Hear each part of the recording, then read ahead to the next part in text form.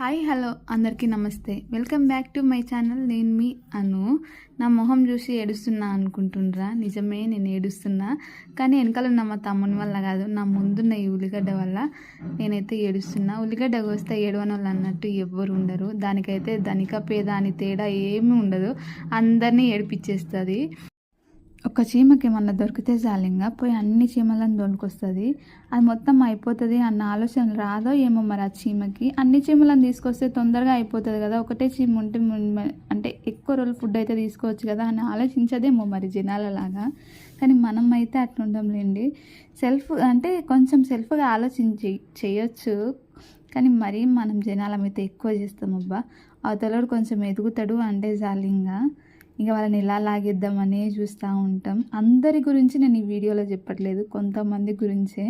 నేను YouTube start చేసినాక చాలామంది అయితే ఒక 50% దాకా అవసరమా చిన్నపిల్లాన్ని పెట్టుకొని యూట్యూబ్ అవసరమా, ఇలా వీడియోస్ తీయడం అవసరమా, అందరికీ కనిపించడం అస్సలు ఫస్ట్ అవసరమా అనే మాట్లాడుతున్నారు. అయినా మళ్ళీ యూట్యూబ్ తీయాలి అంటే ఎట్లా, నేను ఇప్పుడు నార్మల్గా ఎలా ఉన్నానో అలాగే ఇంట్లోవే తీసి పెడుతున్నా, అవి ఎవరు చూస్తారులే అని కూడా అన్నోళ్ళు ఉన్నారు. అంటే వీడియోస్ యూట్యూబ్లో పెడితే బాగా రిచ్గా ఉన్నోళ్ళే వీడియోలు పెట్టాలా? రిచ్గా ఉన్నోళ్ళు ఇంట్లోనే వీడియోస్ తీసి పెడితేనే చూస్తారా? అలా ఏం లేదు. యూట్యూబ్లో చాలామంది చాలా మీద ఉండి కూడా అసలు గుడిసెల్లో ఉండి వీడియోస్ తీసిన వ్లాగ్స్ తీసిన చాలామంది అయితే చూస్తున్నారు. ఏదైనా సరే వీళ్ళకి మాత్రమే పరిమితం అని మనం డిసైడ్ చేస్తాం, కానీ నిజానికైతే అట్లా ఏం ఉండదు. అందరూ బయట అయితే చూస్తారు, కానీ కొంతమంది అయితే నీకు అవసరమా చిన్నపిల్లని పెట్టుకొని అది ఇది అంటున్నారు. ఇక పిల్లలు మన నుంచి వస్తారు, కానీ మన ఆశయాలని నెరవేర్చడానికి రారు. వాళ్ళ ఏమంటూ వాళ్ళకే ఉంటుంది, మన ఏమంటూ మనకే ఉంటుంది. మనమే చూసుకోవాలి. అలా పిల్లలు పుట్టిండ్రనో ఇంకేదో అయ్యిందనో మన ఫ్యూచర్ని ఆపేసామనుకో ఇంక అంతే సంగతి. తర్వాతకి వాళ్ళ మీద ఇళ్ళ మీద పడి ఏడవాల్సిందే. మనం చేయాల్సిన టైంకి చేయలేమనుకో పక్కన వాళ్ళు చేస్తుంటే వాళ్ళని ఎలా లాగాలనే చూస్తూ ఉంటాం. అందుకే ఈ సాకులు ఆ సాకులు చెప్పకుండా ఏదన్నా చేయాలి అనిపిస్తే మాత్రం ఎంబడే చేసేయండి.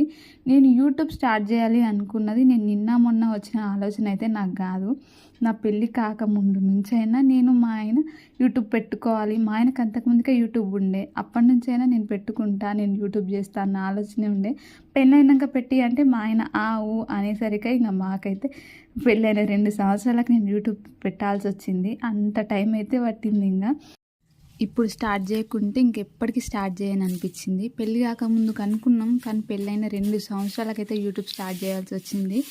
అనుకున్న పనే చేయడానికి ఇంత టైం పట్టింది. ఇంక ఇట్లే అనుకుంటూ పోతుంటే ఇంకా మనం చేసేది ఉండదు అని చెప్పి అయితే నేను బలవంతంగా మా ఆయన్ని రిక్వెస్ట్ చేసి మరీ యూట్యూబ్ ఛానల్ అయితే పెట్టించుకున్నా.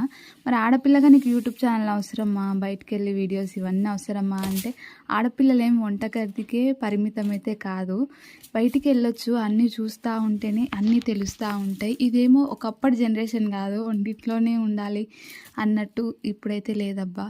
ఇంకా బయటికి వెళ్ళి ఎన్నో సాధిస్తున్నాం, ఎన్నో చేస్తున్నాం. ఈ రోజుల్లో ఇంకా వంటింట్లోనే ఉండాలి, ఇక బయటికి వెళ్ళొద్దు, వీడియోస్ తీయొద్దు, ఇవన్నీ చేయొద్దంటే నేనైతే అది అస్సలు యాక్సెప్ట్ చేయను.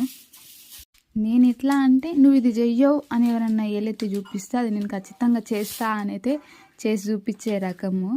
ఇంకా ఎవరేమన్నా పట్టించుకునే రకం అయితే అస్సలే కాదు. ఇంకొకరి గురించి ఆలోచించే రకం ఇంకా అస్సలకే కాదు. నాకు కరెక్ట్ అనిపిస్తే మా ఆయన్ని అడిగి అతనికి కూడా కరెక్ట్ అనిపిస్తే నేనైతే అది ఖచ్చితంగా చేయడానికైతే ట్రై చేస్తూ ఉంటా. అలానే స్టార్ట్ చేస్తా ఈ యూట్యూబ్. మరి యూట్యూబ్ అంతగానో నువ్వు తిప్పలు పడితే దీనిలో వచ్చింది ఏమన్నా ఉందా అని అంటే ఇందులో కూడా కొంచెం ఫేమస్ అయితే, కొంచెం ఎక్కువ రీచ్ పోతే మనీ అయితే వస్తాయి. ఇంకా నేను మెయిన్గా స్టార్ట్ చేసింది అయితే అమౌంట్ కోసమే. ఇందులో ఏదో పెద్ద ఫేమస్ అయిపోవాలి, వాళ్ళలాగా రిచ్గా అయిపోవాలని అయితే నేనేం స్టార్ట్ చేయలేదు. నా ఫ్యామిలీకి నేను కూడా కొంచెం ఫైనాన్షియల్గా తోడవుతా. పిల్లలు పుట్టాక ప్రతీది హస్బెండ్ని అడగాలి, హస్బెండ్ మీదనే డిపెండ్ అవ్వాలి అంటే అది కొంచెం కష్టంగానే ఉంటుంది. ప్రతీదీ అడగలేము.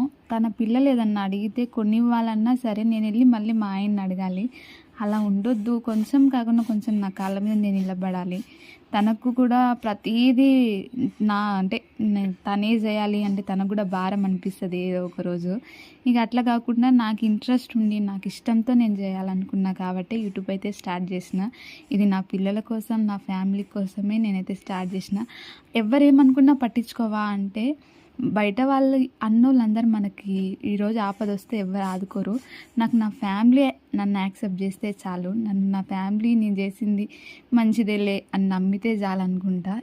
ఈ పొద్దు రేపు మూగజీవాలే తన పిల్లల కోసం చాలా ఆలోచన చేస్తున్నాయి. అలాంటిది మనం మనుషులం వీళ్ళేమనుకుంటారు వాళ్ళేమనుకుంటారు అని చెప్పి ఆగిపోతే, రేపు మన గురించి మనమే ఆగిపోతే మన పిల్లల కోసం ఇంకేం చేయగలుగుతాం చెప్పండి. ఇక్కడ కుక్కకైతే 6 పిల్లలు పుట్టినాయి. 5 దాని దగ్గరే ఉన్నాయి. కానీ ఒక కుక్క పిల్ల మాత్రం సందులోకి వెళ్ళి ఇక్కడ తప్పిపోయింది. దాన్ని తీసుకుపోదామన్న ఉద్దేశంతో అదైతే నోటితో పట్టుకొని మరి దాన్ని అయితే బలవంతంగా తీసుకుపోతుంది. కానీ అది చూసే వాళ్ళకు మాత్రం ఎట్లా కనిపిస్తుంది, అదేమో చేస్తుంది, కరుస్తుందో ఏదో చేస్తుంది అన్నట్టయితే అనిపిస్తుంది. అది మనం చూసే కళ్ళని అంటే మన దృష్టిని బట్టి మన ఆలోచన బట్టి ఉంటుంది. అట్లా అని చెప్పి నేను అన్నీ పాజిటివ్గానే థింక్ చేయమని చెప్పట్లేదు. కొన్ని ఉంటాయి ఇంకా అన్నీ నెగిటివ్గా ఆలోచించొద్దు, అన్నీ పాజిటివ్ కూడా ఆలోచించొద్దు. కానీ కొన్ని ఉంటాయి కదా, ఏదో పచ్చ కామెర్లు వచ్చినానికి లోకమంతా పచ్చగానే కనిపిస్తుంది అన్నట్టు ప్రతీది నెగిటివ్గానే చూడొద్దు. ఇంకా పక్కలైతే రోడ్ వేసారు. ఇక ఎప్పటికీ గుర్తుంటుందని చెప్పి నేనైతే అక్కడ డేట్ వేసిన. కానీ నేను మరి ఎట్లా తయారైందంటే ఇయర్ కూడా మర్చిపోయినా. అంటే 2025 అయితే రాసిన, తర్వాత దాన్ని దిద్ది మళ్ళీ 26 అయితే చేసేసిన. ఇంకా అట్లా అయిపోయింది మతి మరుపు. పిల్లలు పుట్టినాక డిప్రెషన్ అది ఇది అంటున్నారు. అవన్నీ మీరు నమ్ముతారో నమ్మరో కానీ నా విషయంలో అయితే నేను పక్కా నమ్మాల్సి వస్తుంది. ఇంతకు ముందుకు నేను ఇట్లా ఉండేదాన్ని కాదు, ఫుల్ యాక్టివ్గా మంచిగానే ఉండేదాన్ని. ఇంత మతిమరుపు అయితే లేకుండే అబ్బా. ఇప్పుడైతే ఫుల్ మతిమరుపు వస్తుంది. డేట్లు గుర్తుంటలేవు, వారాలు గుర్తుంటలేవు అంటే ఏదో లెక్క అంటారు. నాకు సంవత్సరమే గుర్తు లేకుండా పోతుంది. అట్లా అయింది నా పని. మా కన్నయ్య వేషాలు చూడండి ఇట్లుంటాయి. వీడు వేషాలకి నేను ఇట్లా తయారవుతున్నా లేదంటే ఎందుకు ఇలా తయారవుతున్నో నాకే అర్థం కావట్లేదు. నా వేషాలకు వీడు ఇట్లా తయారవుతున్నాడో నాకే అర్థం అవ్వట్లేదు అబ్బా. నీళ్ళని చూసే చాలు ఎక్కలేని పానం వస్తుంది. నీకు నీళ్ళు అంటే ఎందుకు అంత ఇష్టం కన్నయ్య?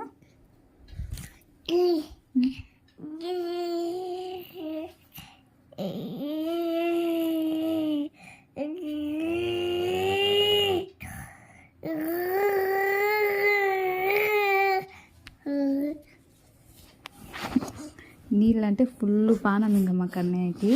అదేదో ఇచ్చేటోడు ఉంటే సచ్చేటోడు లేచి వచ్చినట్టు నీళ్ళని చూసే చాలు పండుకున్నాడు కూడా లేచి కూర్చుంటాడు. ఇక అంత పానం మాకు నీళ్ళంటే. రోజుకు 10 సార్లు స్నానం చేయమన్నా సరే రెడీగా ఉంటాం.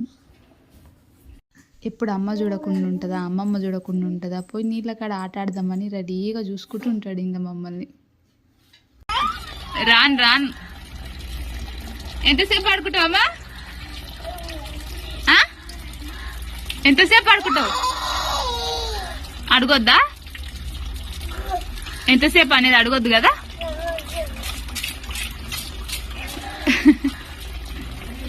ఇక చాలు.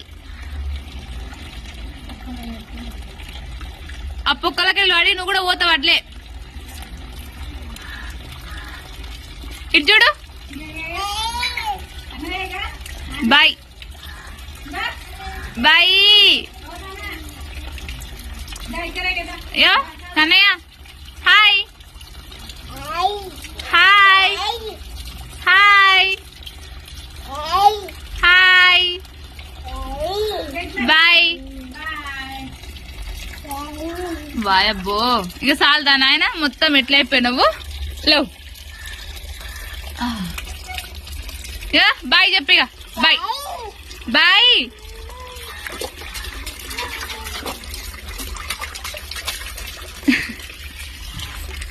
ఆయన ఎంత మంచిగా ఆడుకుంటున్నాడు. అది ఆడుకుంటుంటే తది ఎప్పుడు ఎత్తలేదు నాకు.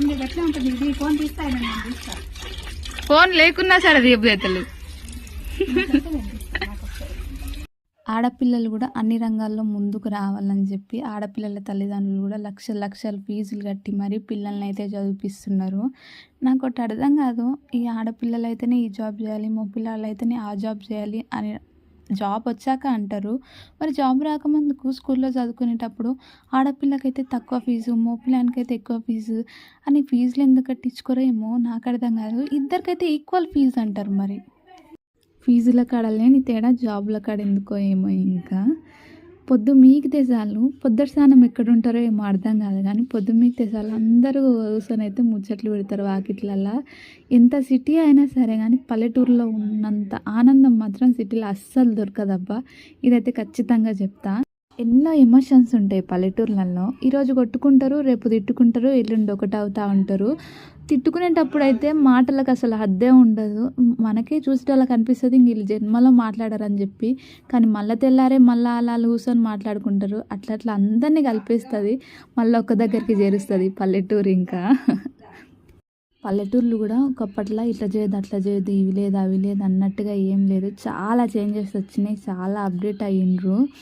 ఒకప్పుడు మన గురించి త్యాగాలు చేసిన వాళ్ళు, మన గురించి పోరాడిన వాళ్ళ గురించి మాట్లాడుకుంటుంటే చేసుకుంటుంటే గూస్ బంప్స్ వస్తూ ఉంటాయి. మొన్న ఛత్రపతి శివాజీ జయంతి ఉంటే మా ఊర్లో అయితే మస్తు ఘనంగా చేసిర్రు, మస్తు అనిపించింది. మొత్తం జులూస్ తీసి డీజే పెట్టి ఆయన గురించి స్పీచ్ ఇస్తూ ఉంటే ఒక్కొక్కరికి ఇంత టాలెంట్ ఉందా, ఆయన గురించి అంతా వీళ్ళకి తెలుసా, ఆయన ఇంత గొప్పనా అని అయితే నేనైతే షాక్ అయినా. మనలో కూడా మస్తు టాలెంట్ ఉంటుంది కానీ బయటికి తీయం.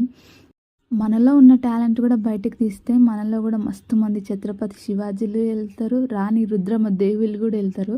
ఇలాంటి జెండాలు చూసినప్పుడైనా సరే వాళ్ళ గురించి ఆలోచన చేయకుండా మన గురించి ఆలోచన చేయండి. మనలో ఉన్న టాలెంట్ని అయితే బయటకు తీసుకురండి.